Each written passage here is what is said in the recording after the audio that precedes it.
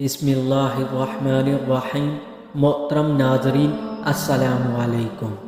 آج کی ویڈیو میں ہم آپ کو بتائیں گے شاہ روم اور مرد مومن کا واقعہ۔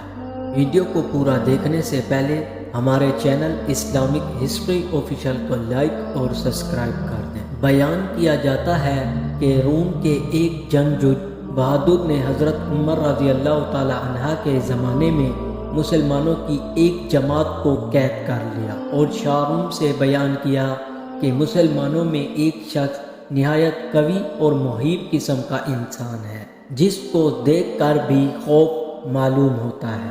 یہ سن کر بادشاہ روم نے اس شخص کو دیکھنے کے لیے طلب کیا۔ زمانے کے دستور کے مطابق شاہ روم کے سامنے زنجیر لگی ہوئی ہوتی تھی جس کی وجہ سے باہر سے آنے والے کو بادشاہ کے سامنے جھک کر آنا پڑتا تھا۔ جب اس مرد مومن نے زنجیر دیکھی اور معلوم ہوا کہ اس کے نیچے جھک کر آگے جانا ہوگا تو اس نے بادشاہ کے پاس سامنے جانے سے انکار کر دیا۔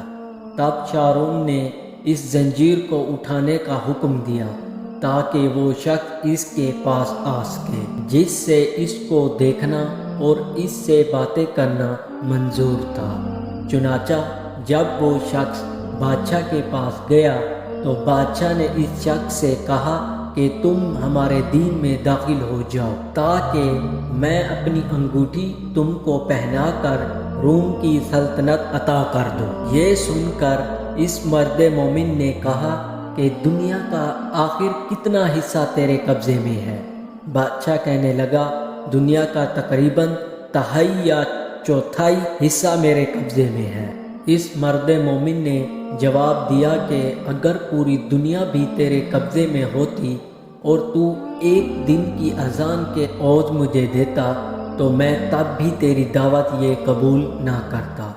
جب تو اپنی سلطنت کے عوض میرے ایمان خریدنا چاہتا ہے۔ شاہ روم نے یہ سن کر دریافت کیا کہ اذان کیا چیز ہے تو مرد مومن نے اس کے سامنے اذان کے کلمات پڑھے۔ یہ سن کر شاہ روم سمجھ گیا کہ اس کے دل میں حضرت محمد صلی اللہ علیہ وسلم کی محبت سما چکی ہے، اس طرح کام نہیں چلے گا۔ یہ سوچ کر اس نے حکم دیا کہ ایک دیگ میں پانی کھلا کر اس شخص کو اس میں ڈال دیا جائے تاکہ کھولتے پانی میں بڑھ کر اس کا کام تمام ہو جائے، یہ خوف کھا کر اپنے دین سے پھر جائے۔ چنانچہ حکم کی تعمیل کی گئی۔ جب اس مرد مومن کو دیگ میں ڈالا گیا تو وہ بسم اللہ پڑھ کر داخل ہوا اور حکم اہلی کی برکت سے دوسری جانب اسے باہر آ گیا۔ یہ دیکھ کر لوگوں کو اور بھی تعجب ہوا اور اس کے بعد بادشاہ نے حکم دیا کہ اندھیری کوٹری میں اس کو بند کر دیا جائے اور 40 دن تک خنزیر اور شراب کے کوئی چیز اس کو کوٹری میں نہ ڈالی جائے۔ چنانچہ اس کی تعمیل کی گئی اور جب 40 روز کے بعد کوٹری کو کھولی گئی تو لوگوں نے دیکھا جو کچھ اس میں ڈالا گیا تھا اس میں سے مرد مومن نے کچھ بھی نہیں کھایا۔ تو دریافت کیا گیا آخر تو نے اس میں سے کیوں نہیں کھایا؟ حالانکہ شریعت محمدی میں ایسی ضرورت کے وقت اس کا استعمال جائز ہے۔ مرد مومن نے جواب دیا کہ اگر میں اس میں سے کچھ کھا لیتا تو تم کو خوشی ہوتی، میرا مقصد تو تم کو غصہ دلانا ہے۔ پھر بادشاہ اس سے کہنے لگا کہ اچھا اگر تو مجھے سجدہ کر لے تو میں تجھے اور تیرے ساتھیوں کو چھوڑ دوں گا۔ یہ سن کر مرد مومن نے جواب دیا کہ حضرت محمد صلی اللہ علیہ وسلم کے دین میں خدا کے سوا کسی کو سجدہ کرنا برداشت نہیں۔ اس کے بعد شاہ روم نے کہا کہ اچھا پھر تم میرے ہاتھ چومو کہ میں تم کو اور تمہارے ساتھیوں کو رہا کر دوں۔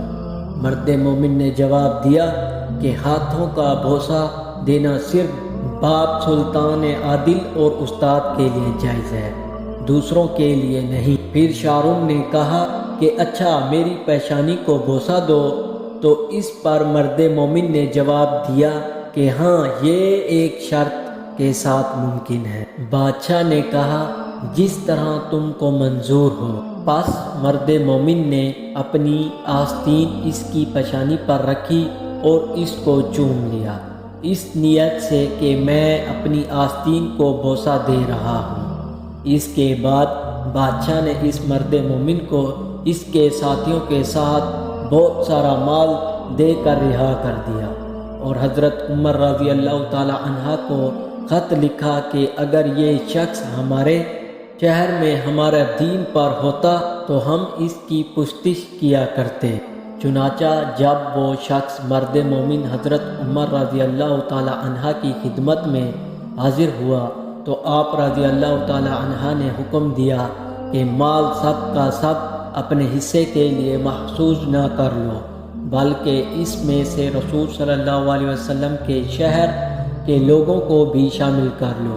یہ سن کر مرد مومن نے اس کی تعمیل کی اور جو عطیہ نذرانہ اس کو ملا تھا اس میں سے سب لوگوں کو شریک کر لیا۔ اس واقعے سے ہمیں یہ سبق ملتا ہے کہ سچ ہے جو شخص ایمان و اخلاص کے ساتھ اللہ پر بھروسہ کرتا ہے، اللہ تعالیٰ ہر حال میں اس کی مدد فرماتا ہے۔ چنانچہ ہمیں بھی چاہیے ہر موڑ پر صرف اور صرف اللہ پر نظر رکھیں۔ اللہ تعالیٰ ہم سب کو عمل کرنے کی توفیق عطا فرمائے، آمین یا رب العالمین۔ تو یہ تھی ہماری آج کی ویڈیو۔ ہمارا چینل اسلامک ہسٹری آفیشیل کو لائک اور سبسکرائب کر دیں۔ اللہ حافظ۔